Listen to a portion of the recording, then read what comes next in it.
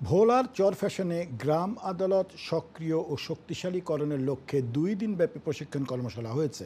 বৃহস্পতিবার সকালে উপজেলা প্রশাসনের আয়োজনে চরফ্যাশন অফিসার্স ক্লাব ও উপজেলা পরিষদের সভাকক্ষে এ প্রশিক্ষণ আয়োজিত করা হয়। প্রশিক্ষণটি বাস্তবায়িত হয় স্থানীয় সরকার মন্ত্রণালয়ের অধীনে ইউরোপীয় ইউনিয়ন ও ইউএনডিপির অর্থায়নে। এতে উপজেলার 21টি ইউনিয়নের ইউপি সদস্যরা অংশ নেন। কর্মশালায় গ্রাম আদালতের কাঠামো, কার্যপ্রণালী, আইন শৃঙ্খলা রক্ষা, নারী ও শিশু অধিকার সহ বিভিন্ন গুরুত্বপূর্ণ বিষয়ের উপর আলোচনা করা হয়। প্রশিক্ষণ কর্মশালার প্রধান অতিথি ছিলেন উপজেলা নির্বাহী কর্মকর্তা রাসনা শারমিন মিথি। আরও উপস্থিত ছিলেন সমাজসেবা অফিসার মামুন হোসেন, যুব উন্নয়ন কর্মকর্তা TSM ফিদা হাসান, গ্রাম আদালতের উপজেলা সমন্বয়কারী রিয়াজ মোর্শেদ সহ অন্যান্য কর্মকর্তারা।